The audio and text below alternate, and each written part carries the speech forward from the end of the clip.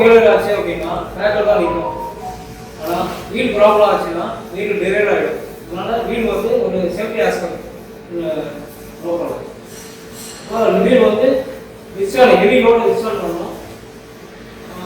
130 kilometre speed போனாலும் டெரேட் ஆகக்கூடாது, smooth running இருக்கணும்.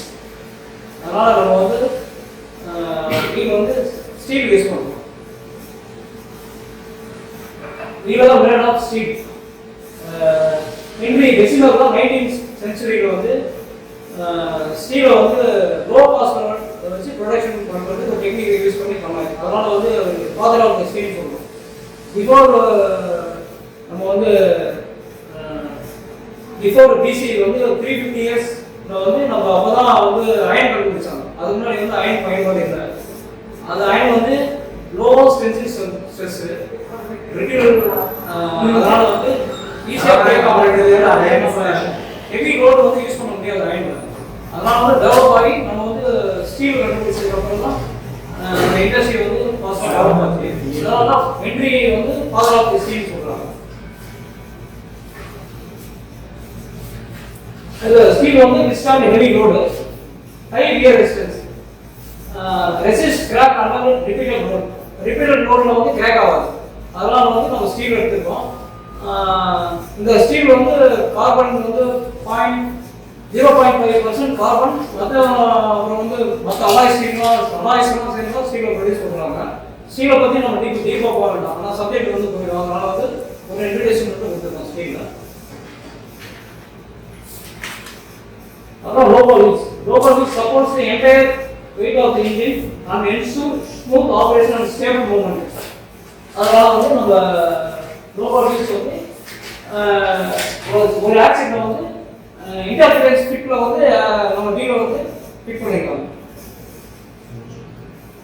Assembly of 2 wheels fixed to the axle by interference fit. interference fitனா heat பண்ணி fit பண்றது தான். ஆக்சன் வந்து ட்ராக்ஷன் மோட்டார் யூஸ் பண்றாங்க. ஆக்சன் வந்து டயர் ஜாஸ்தி இருக்கும். வீல் வந்து ஹீட் பண்ணி ஃபிட் பண்ணுவாங்க. rotate along with the axle without any independent relative movements. Next wheel parts. Wheel parts வந்து ஹப் சொல்றோம். இது வந்து ஹப். வீலோட ஹப். இது வந்து டிஸ்க். இது வந்து டிஸ்க். டிஸ்க் வந்து ரைட்ல டச் ஆயிருக்காது. ஃபிளாங்ல வந்து டச் ஆயிருக்கும் டிஸ்க். அது வந்து flange inner portion of the wheel. Flange வந்து இதுதான் ஃபிளாங். ஃபிளாங் வந்து inner portion of the wheel. Thread வந்து வீலோட இந்த பார்ட் தான். இதுதான் வந்து ரைட்ல வந்து டச் ஆயிட்டு போயிட்டு இருக்கும். இதுதான் வந்து wheel parts. Major parts. Wheel shape. Train wheels are designed with a slightly conical shape in 1/20 mm diameter. So wheel வந்து straight இல்ல, slightly conical. over 20 mm க்கு 1 mm வந்து reduce ஆகும். wheel வந்து ஒரு 20 mm க்கு 1 mm வந்து flat வந்து reduce ஆகிட்டே வரும். இதுதான் conical shape. straight கிடையாது. The wheel's diameter is larger near the flat. flat வந்து larger diameter இருக்கும். அப்புறம் வந்து smaller towards the outer edge வந்து ஸ்மாலா இருக்கும். அதான் கோனிக்கல் ஷேப். அப்ப கர்வ் மூவ்மென்ட் வந்து கர்வ் மூவ்மென்ட் வந்து அவுட்டர் லார்ஜ் டயர் வந்து இப்ப கர்வ் போகும்போது அவுட்டர் வந்து லார்ஜ் டயர் போகும், ஸ்மால் டயர் வந்து இன்னர் போகும். அது வந்து செல்ஃப் ஸ்டீரிங்கா ஆட் பண்ணும். நம்ம வந்து வெஹிக்கிள்ல வந்து ஸ்டீரிங் இருக்கு, லோகோல வந்து ஸ்டீரிங் கிடையாது. அதனால வீல் தான் வந்து செல்ஃப் ஸ்டீரிங். ஸ்ட்ரைட்டா போகும்போது வீல் வந்து சென்டர் பண்ணி அதே அலைன் பண்ணிடும். அதனால தான் conical design. Self steering because of coning wheel allows centrally straight movement. Straight movement வந்து already center பண்ணுவோம்.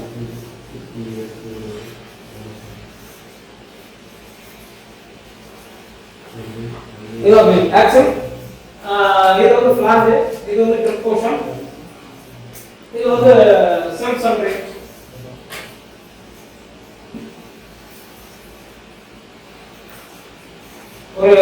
அது வந்து ஒரு வீடியோ இருக்கு. Ever thought about train wheels and how it runs on the track? Always, it was mysterious and will be a mystery for the next generation. The wheel is one of the greatest inventions in human history that changed the world. Just think, how train wheels stay on track. What is the science behind this? The secret is the design of the wheel. See this wheel? The design of the wheel is not a cylindrical shape. The train wheels are slightly conical. And this conical design of the wheel helps to stay on track.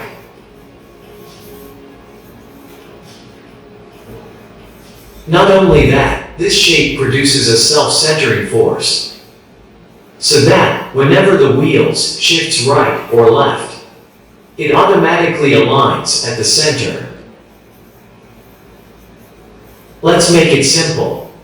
See, the wheels are connected by axles, and both wheels are running together at the same speed.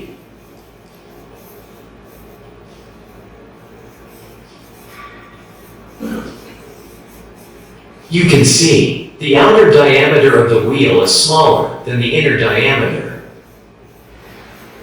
And the wheels are always trying to rotate at the same diameter. So if the wheel shifts to the right or left, it automatically aligns at the center by the self-centering force. This construction is good for straight tracks. But the problem is when it turns on the curved track. In this condition, the outer wheel has to cover more distance than the inner wheel. In this area, this conical design permits the wheel smoothly. Let's make it simple. As we know, the inside of the wheel is slightly larger in diameter than the outside of the wheel. And when the wheel runs in this curve area, the wheel shifts to the right based on Newton's law. Here, the outer wheel covers more distance because of the large diameter. That means the wheels rotate different distances per revolution. The wheel flange is specially designed for extra protection, so that, when the train goes around a corner, it stays on the tracks. Friends, this is the science behind this railway wheel. If you think this video is helpful, please click the share button. Thank you. Let's grow up. Never stop learning.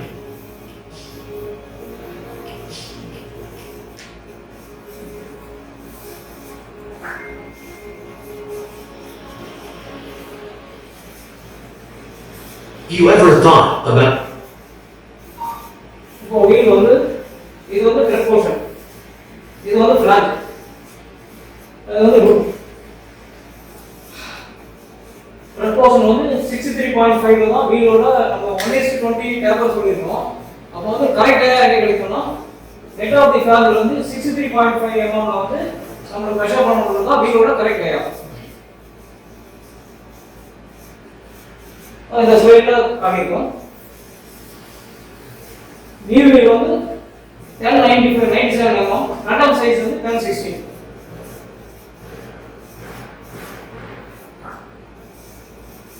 இப்போ அது பாத்தீங்கன்னா head of the flange வந்து இந்த tip வந்து 63.5 mm. ஏதாவது read டயா measurement கரெக்ட்டான டயா measure பண்ற place.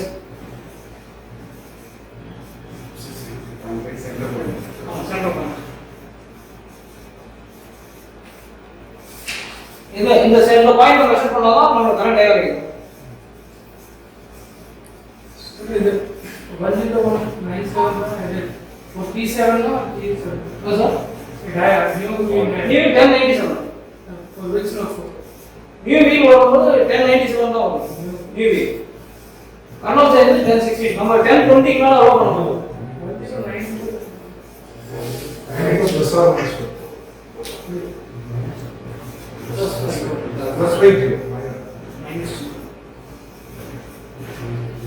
Next வந்து root and flange measurement.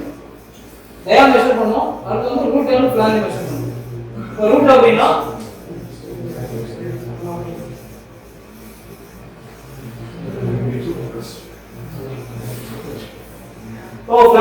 flange வந்து ஹெட்ல வந்து 13 mm ஹைட். இந்த ஹெட் ஆஃப் தி flange வந்து 13 mm ஹைட்ல வந்து மெஷர் பண்றது தான் flange. இது வந்து thickness வந்து கரெக்ட் வேணும். ஓகே. flange ஹெட்ல வந்து 13 mm ல நம்ம மெஷர் பண்ணோம்னா இந்த டிப் மெஷர் ஆகும் பாத்தீங்கன்னா அந்த டிப் இது வந்து நம்ம வந்து 13 mm thickness இருந்தா 0 a அப்ப அலோட் வந்து நம்ம வீட்ல வந்து 0 a தான் அலோ பண்ணுவோம் 32 சைஸ் வச்சிருப்போம் சர்வீஸ் லிமிட் வந்து 3 mm 3 mm வேற ஆச்சு அப்படினா அதான் சர்வீஸ் லிமிட் இப்போ 1.5 ஆச்சு அப்படினால மெக்கானிக்கல் வந்து பார்த்துட்டு அவங்க என்ன பண்ணுவாங்கன்னா எவ்வளவு ரன்னிங் பீரியட் வந்து 1 மந்த் இருக்கா 1.5 மந்த் இருக்கான்னு அவங்க பார்ப்பாங்க இது வந்து 3 mm வந்துரும் அப்படினா வீல் ட்ரைனிங் கொடுத்துருவாங்க அந்த நம்ம வந்து அந்த ப்ரொஃபைலை ரீப்ரொஃபைல் பண்றது தான் வீல் திரும்ப வந்து நம்ம என்ன பண்ணுவோம் 32 mm சைஸ் கொண்டு வந்துருவோம் அதே மாதிரி ரூட் வந்து 22 mm ல மெஷர் பண்ணுவோம் ஹெட் ஆஃப் தி பிளான்ல வந்து இந்த 22 mm ஹைட்ல மெஷர் பண்றோம் ரூட் இது வந்து 0 அப்படினா 27.5 mm இருக்கும் சர்வீஸ் லிமிட் வந்து 6 mm மெயினா வந்து ஃபிளாக் தான் பார்ப்போம் ஃபிளாக் தான் 3 mm அலௌட் ஓகே நெக்ஸ்ட் வந்து வீல் டிஸ்டன்ஸ் வந்து மெஷர் பண்ணும்போது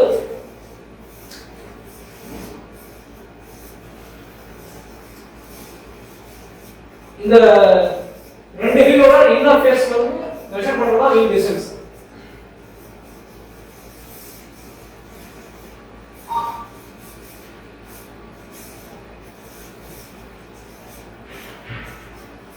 ஸ்டாண்டர்ட் வீல் வந்து 1596 plus or minus 0.5 mm இதுதான் new wheel standard service limit வந்து 1.96 plus 3 mm 0.5 mm minus 0.5 mm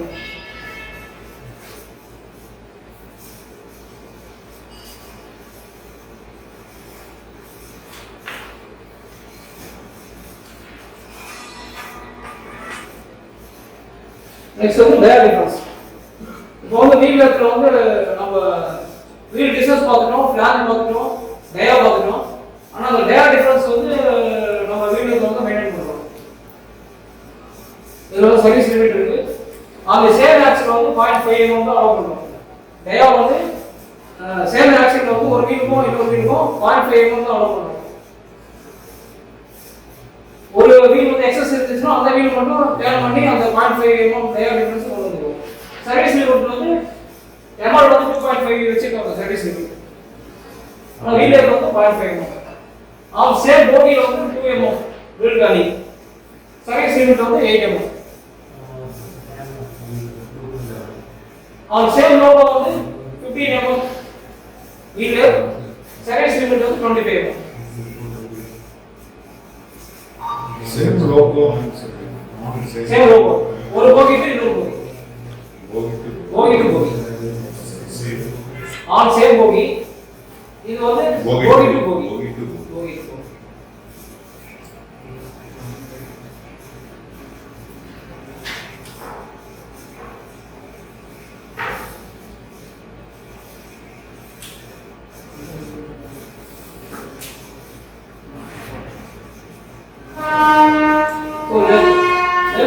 remove the cutting from rotating workpiece with using a cutting tool.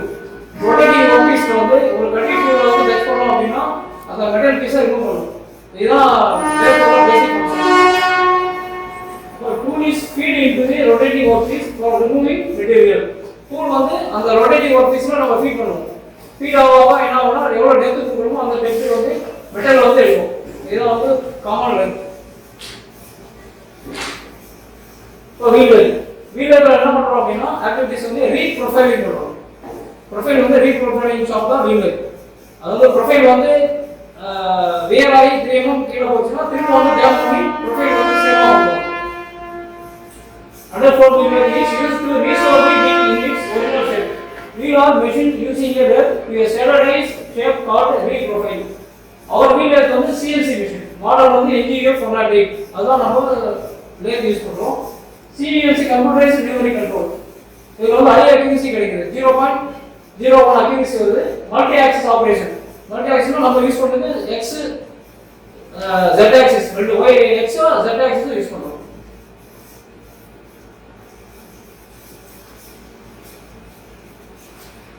வேற measurement பார்த்தோம் இப்போதான் subject வந்திருக்கும் wheel training process robo placement first robo loco placement பண்ணும்போது நம்ம என்ன பண்றோம்னா brake release பண்றோம். அப்புறம் வந்து லோகோ ஹூக் மாதிரி பிளேஸ் பண்றோம். மெஷின் யூஸ் பண்ணி லோகோ பிளேஸ் ஆகும் வீல்ல. ஜஸ்ட் ஒரு வீடியோ.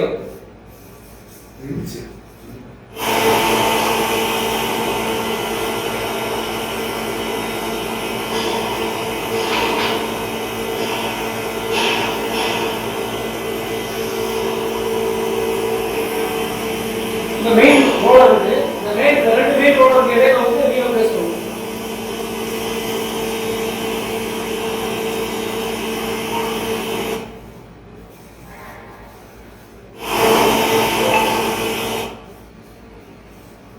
then வந்து மெஷர்மென்ட்.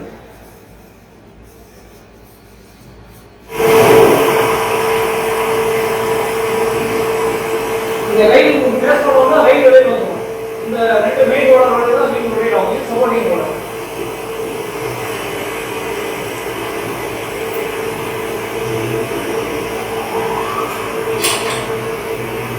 அது ஃபர்ஸ்ட் வந்து க்ராஸ் ஸ்டிக் வரும்.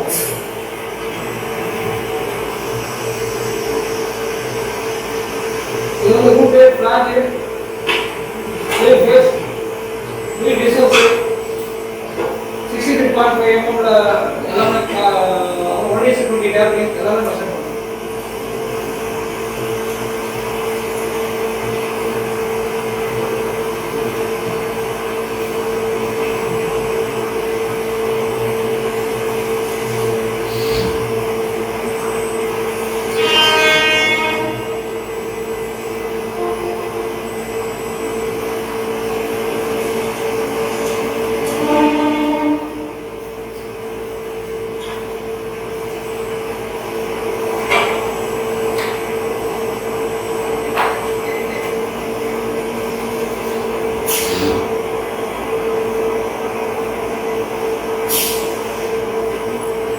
நெக்ஸ்ட் வந்து இது வந்து கிராஃபிக்ஸ் லைன்.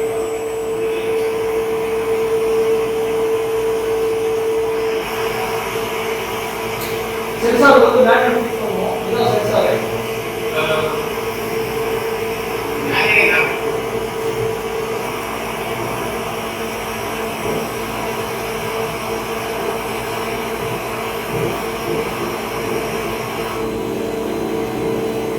இந்த வீல் வந்து டெல் ரொட்டேஷன் வந்து கால்குலேட் பண்ணுவோம். இதுதான் லேயர் டிஸ்க்.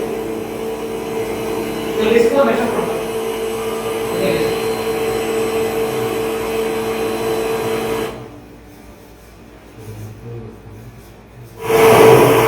நெக்ஸ்ட் வந்து அப்படி மெஷர் பண்ணோம்னா நம்ம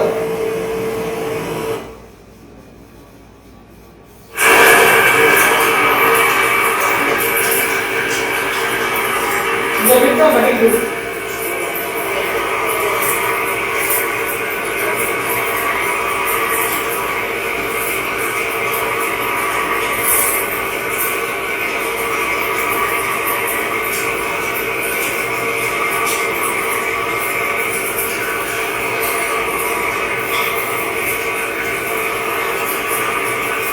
லான்ச் 32 கொண்டு போனோம்னா நம்ம இன்வெர்ட்டர் ரெடி பண்ணுவோம்.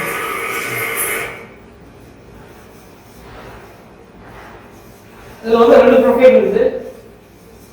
ப்ரொஃபைல் வந்து திக் லான்ச் வேற அடாப்டர் இருக்கு. நம்ம T4 ல திக் லான்ச் யூஸ் பண்ணுவோம். வேற அடாப்டர் வந்து V7. T7 ல வந்து திக் லான்ச் வரும். நம்ம சேம் ஸ்டாண்டர்டே வேற அடாப்டர் நம்ம மெயின்டைன் பண்றோம். உஸ்லோபலா வேற அடாப்டர் மெயின்டைன் பண்றோம். என்ன ரீசன்? அதே ரீசன் திக் லான்ச் வந்து என்னன்னா ஹை ஸ்பீட் யூஸ் பண்றோம். ஹை ஸ்பீட் வந்து அந்த திக் லான்ச் வந்து ஒரு கட் வரும். அப்ப என்னன்னா அந்த ஆஸ்பிரேஷன் கம்மியாகும். ஆனா வீல் லைஃப் கம்மியாகும். திக் லான்ச் ஏன்னா சீக்கிரம் வந்து பிளான்ஜ் ஏறும், சீக்கிரம் ஏறும். 1.5 வந்து சீக்கிரம் வந்துடும். புஷ் வந்து ஸ்லோ ஸ்பீட் தான். அதனால வந்து நம்ம யூஸ் பண்றோம். அதே மாதிரி இப்போ T7 ல வந்து ரியர் ப்ரோடர் வந்து பிளான்ஜ் வந்து வீல் லைஃப் வருது. அப்புறம் மேனுவல் மெஷர்மென்ட். இங்க ரூட் பிளான்ஜ் ரூட் மெஷர் பண்றோம். அதாவது வந்து இது வந்து டெம்ப்ளேட். இந்த ஆங்கிள் 1:20 டேப்பர் கரெக்டாக இருக்கா, பிளாஞ்சு வந்து திக்லாஞ்சு சைன் கட்டி கரெக்டாக இருக்கா இல்லை வேர் இருக்கா அப்படின்னு சொல்லிட்டு டெம்ப்ளேட் இருக்குது. திக்லாஞ்சு இருக்குது, வேர் இருக்குது. இது வந்து டெம்ப்ளேட் பண்ணி பார்க்குறோம். இந்த கேப் பார்க்குறோம், இந்த இது கேப் பார்க்குறோம், இந்த டெம்ப்ளேட்.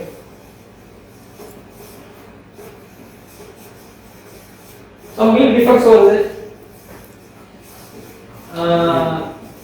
வீல் வந்து இந்த பல்ஸ் பார்ட்டு இதெல்லாம் வந்துச்சு அப்படின்னா நம்ம என்ன பண்ணணும்னா திரும்ப இங்கே வந்து வீல் டானிங் புக் பண்ணிடுவாங்க. நம்ம வந்து வீல் டானிங் பண்ணி இதை வந்து இந்த ப்ளே பண்ணோம் 4 mm 6 mm டெப்த்து கொடுத்து நம்ம 6 mm இருக்கணும் 4 mm கொடுத்து ப்ரொஃபைல் வந்து 7 days கொண்டு வரும். இது வந்து கம்மியாகும் போது பக்கத்துல இருக்கிற பாக்கி வீல் எல்லாம் அதை பேக்கிங் பண்ணணும்.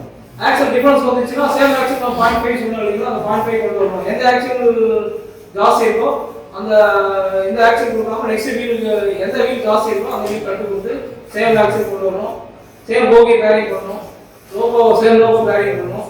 அதே மாதிரி ப்ரொஃபைல் ஸ்டாண்டர்ட் கொண்டு வரணும். இதுதான் வீல் பேரிங் ப்ராசஸ். நெக்ஸ்ட் வந்து மாஸ்டர் வீல் இருக்கு. இப்போ இந்த டயல் டிஸ்க் வந்து வேர் ஆஃப் சான்சஸ் இருக்கு. சேம் டயா வந்து டிஃபரன்ஸ் லைட் டிஃபரன்ஸ் ஜாஸ்தி வராது. அப்போ வந்து என்ன பண்ணணும்னா வீக்லி ஒன்ஸ் நாங்கள் வந்து மாஸ்டர் வீல் வச்சு அது ஸ்டாண்டர்டாக இருக்கா கரெக்டாக இருக்கான்னு நாங்கள் கால்குலேட் பண்ணி செக் பண்ணிக்குவோம். இதுதான் மாஸ்டர் வீல் கால்குலேஷன். அப்புறம் வந்து ரிஜிஸ்டர்ஸ் மேனுவல் ரிஜிஸ்டர் இருக்கு, கூகுள் ரிஜிஸ்டர்ல அப்டேட் பண்ணணும், ஸ்லாம் செடியூல் ஸ்டார்ட் இருக்கு.